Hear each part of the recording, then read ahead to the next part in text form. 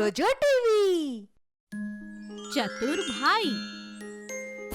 राम और श्याम की शादी हो चुकी थी। दोनों भाई एक ही घर में रहते थे, लेकिन आए दिन उनकी पत्नियां आपस में बहुत ज्यादा झगड़ा करती थीं। एक दिन राम की पत्नी ने श्याम की पत्नी से कहा, हाँ, मेरा पति बड़ा है, घर का मुखिया वही है, जो वो कहेगा वही होगा। श्याम की पत्नी ये बात सुन नहीं पाती और उसे जवाब देते हुए कहती है, देखो दीदी, बहुत हुआ, ये इस तरह से रोब मारना बंद करो। हम छोटे हैं तो क्या हुआ, बराबर की कमाई करता है मेरा पति।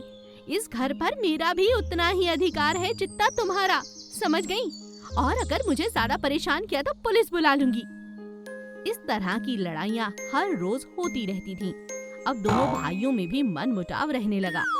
तो एक दिन राम सरपंच के पास जाता है और सरपंच से कहता है, सरपंच जी, मेरे घर का माहौल दिन प्रतिदिन बिगड़ता जा रहा है। हम दोनों की पत्नी आपस में खुशी खुशी रहने को तैयार ही नहीं। हम दोनों भाई साथ रहना तो चाहते हैं, मगर आप समझ रहे हैं ना। सरपंच अगले ही दिन उसके भाई श्याम से मिलता है और पूछता है, क्यों भाई श्याम, तुम्हारा इस बारे में क्या कहना है? कल मेरी मुलाकात राम से हुई, वो काफी परेशान था, तुम क्या कहते हो? अरे वो राम की बातों में मत आइए आप, बहुत चालाक है मेरा बड़ा भाई। मुझे कहना तो नहीं चाहिए, लेकिन बता रहा हूँ, वो बहुत कमीना है। उसके मन में लोभ है, ईर्ष्या है। सरपंच समझ जाता है कि दोनों भाई एक साथ रहना नहीं चाहते और छोटा भाई बहुत ज्यादा चतुर भी है। सरपंच उनके घर जाता है और उनके घर का बंटवारा कर देता है, लेकिन उनके घर में बस एक ही गाय थी। सरपंच को समझ नहीं आता कि वो एक गाय का बंटवारा कैसे करे। इतने में श्याम बोलता है, अरे सरपंच जी, इसमें क्या बड़ी बात है, एक ही घर की बात है ना। आगे का हिस्सा बड़े भैया का और पीछे का हिस्सा मेरा, बोलिए ठीक है ना? चतुर भाई के ऐसा कहने पर राम हामी भर देता है और दोनों खुशी खुशी अपने अपने हिस्से में रहने लगते हैं। श्याम गैया का दूध निकालता है और दूध, घी और दही खाता है। यह देखकर राम हैरान रह जाता है। राम को ये बात अच्छी नहीं लगती, लेकिन राम समझ नहीं पाता कि आखिर वो ऐसा क्या करे कि वो अपने भाई को सबक सिखा सके। राम की पत्नी बहुत समझदार थी। अगले दिन वो गाय को चारा ही नहीं डालती। शाम हो जाती है। उसकी देवरानी बहुत देर तक दूध निकालने की कोशिश करती है, लेकिन दूध ही नहीं देती है गाय। हाय राम, आज तो गैया दूध ही नहीं दे रही। अजी सुनते हो? क्या हुआ, इतना चिल्ला क्यों रही हो? आज तो गैया ने दूध ही नहीं दिया। लगता है बड़ी भाभी गैया को कुछ खिलाती नहीं। आगे का हिस्सा तो उनका है ना। तभी जेठानी बाहर आती है और देवरानी से कहती है, बिल्कुल ठीक कहा तुमने। इतनी चतुराई तुमने उस दिन दिखाई कि पिछला हिस्सा हमें दे दो। तो याद रखो, जब तक मेरी मर्जी नहीं होगी तब तक इसे मैं चारा देने वाली नहीं। तो फिर दूध कहाँ से देगी? अब श्याम और उसकी पत्नी को अपनी गलती का एहसास हो जाता है। दोनों जेठानी और राम से माफी मांगते हैं और इस तरह प्यार मोहब्बत के साथ एक बार फिर राम और श्याम की पत्नियां गले लग जाती हैं। राम और श्याम भी गले लग जाते हैं और फिर से एक बार सभी परिवार वाले एक साथ रहने लगते हैं। राधे श्याम एक छोटा सा वैद्य था, जो जंगल से जड़ी बूटियां लाता और गांव के लोगों का इलाज किया करता था, मगर बहुत मुश्किल से उसके घर का गुजारा चलता था। एक दिन जब वो जंगल में एक बूटी की तलाश कर रहा था, अचानक उसका पैर फिसल जाता है और वो एक खाई में गिर जाता है, लेकिन उसे चोट बिल्कुल नहीं लगती। जैसे ही वो अपने कपड़े झाड़कर खड़ा होता है, तो देखकर हैरान रह जाता है कि वहाँ पर जितने भी इंसान थे, उनके चेहरे एक जानवर की तरह थे। अरे, मैं यहाँ कहाँ पहुँच गया हूँ? ऐसी जगह तो मैंने पहले कभी नहीं देखी। इस जंगल में आते हुए मुझे कई साल बीत चुके हैं, मगर ये रास्ता, ये मैं कहाँ पहुँचा हूँ?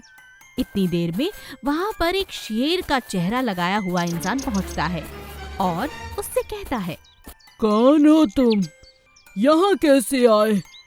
ये हमारी अलग दुनिया है, ये एक श्रापित दुनिया है। एक बहुत बड़े संत ने हमें श्राप दिया और हम यहाँ पहुँचे। बरसों से यहाँ से बाहर निकलने की कोशिश कर रहे हैं, मगर कोई रास्ता नहीं मिलता। मगर आज तुम यहाँ क्या कर रहे हो? राधे श्याम उन्हें बताता है। मैं तो एक छोटा मामूली वैद्य हूँ। गांव में लोगों का इलाज करता हूँ। इस जंगल में अक्सर आता हूँ और जड़ी बूटियाँ लेकर जाता हूँ इलाज के लिए। आज बस वो थोड़ा दलदल में पैर क्या फिसला, मैं आकर यहाँ गिर पड़ा हूँ। आगे मुझे कुछ भी याद नहीं है भाई। मगर तुम सबकी ये दशा देखकर मुझे बहुत दुख हो रहा है। क्या मैं तुम्हारी कोई मदद कर सकता हूँ? शेर उससे कहता है। मदद तो कर सकते हो, हमारा भोजन बनकर। अरे नहीं नहीं, भोजन बनने की बात नहीं कर रहा हूँ दोस्त। अगर मैंने तुम्हें बचा लिया तो तुम सब बच जाओगे। अगर भोजन बना तो तुम में से किसी एक का पेट भी नहीं भरेगा। राधे श्याम ने बड़ी समझदारी से अपना तर्क शेर के सामने रख दिया। शेर उससे कहता है। हाँ, बहुत समझदार हो, मगर तुम्हारी बात बिल्कुल सही है। देखो, बरसों से हमने धूप नहीं देखी। अगर हमारे यहाँ तक धूप किसी हाल में पहुँच जाए तो हम सब यहाँ से बाहर निकल सकते हैं। हमारा श्राप दूर हो जाएगा। ये जंगल हमारा है, हम यहाँ फिर से रह पाएंगे। बोलो, क्या हमारी मदद करोगे? राधे श्याम हाँ करता है और इधर उधर जाकर रास्ता ढूंढने लगता है। तभी उसे एक जड़ी बूटी अपने हाथ में चिपकी हुई दिखाई देती है। वो कोई मामूली जड़ी बूटी नहीं थी। उस जड़ी बूटी से आसमान नजर आता था। जैसे ही वो जड़ी बूटी खाता है, उसे एक कोने से आसमान की किरणें नजर आने लगती हैं। वहीं से वो रास्ता बना देता है और सभी को बाहर निकाल लेता है। सभी जानवर अब अपने असली रूप में आ जाते हैं और राधे श्याम का धन्यवाद करते हैं। अरे वाह राधे श्याम, तुम तो हमारे लिए एक देवता बनकर आए और सालों से हमारे श्राप को दूर करके हमें नई जिंदगी दे दी। हम तुम्हारे आभारी हैं। और इस तरह फिर से अपनी जड़ी बूटियां लेकर राधे श्याम अपने घर आ जाता है। सुनहरा बांस और मुर्गी का घर। रघुवीर के घर में बहुत सारी मुर्गियां थीं। वो मुर्गियों को पालता पोसता और उनके अंडों को बाजार में बेचता। उसके घर के पास ही एक बड़ा सा बांस का खेत भी था।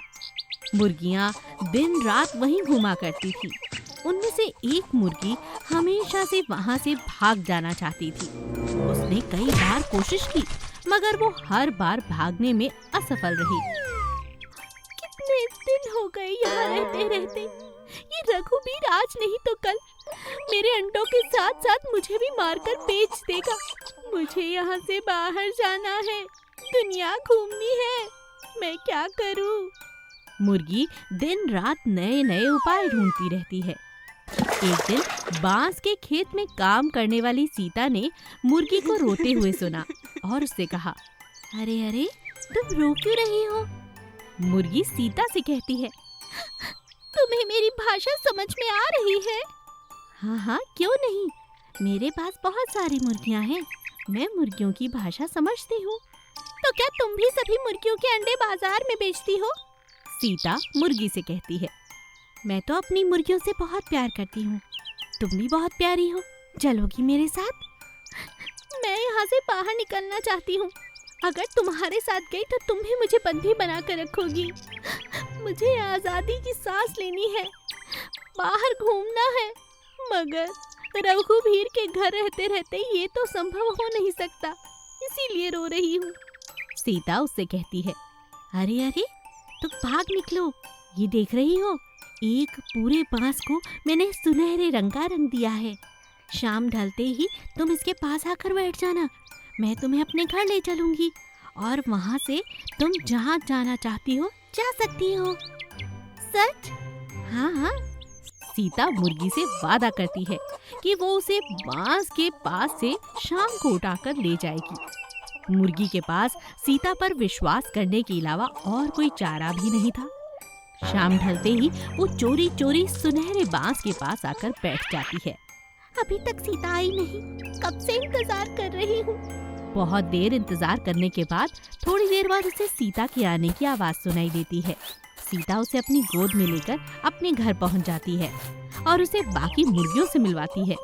और कहती है, अब बताओ मेरी बुर्गिया कैसी लगी? सब बहुत खुश है ना? अब तुम चाहो तो बाहर घूम सकती हो और चाहो तो हमारे साथ रह सकती हो। ये तुम्हारी इच्छा है। वादे के मुताबिक सीता उसे अपने घर तो ले आती है, लेकिन अपनी इच्छा के अनुसार मुर्गी बाहर की दुनिया देखना चाहती थी। इसीलिए वो उसे अलविदा कहकर बाजार की तरफ निकल पड़ती है और बदकिस्मती से एक बड़े से टेंटों के नीचे आकर मर जाती है। इसीलिए कहते हैं कभी कभी आजादी बहुत बुरी भी होती है।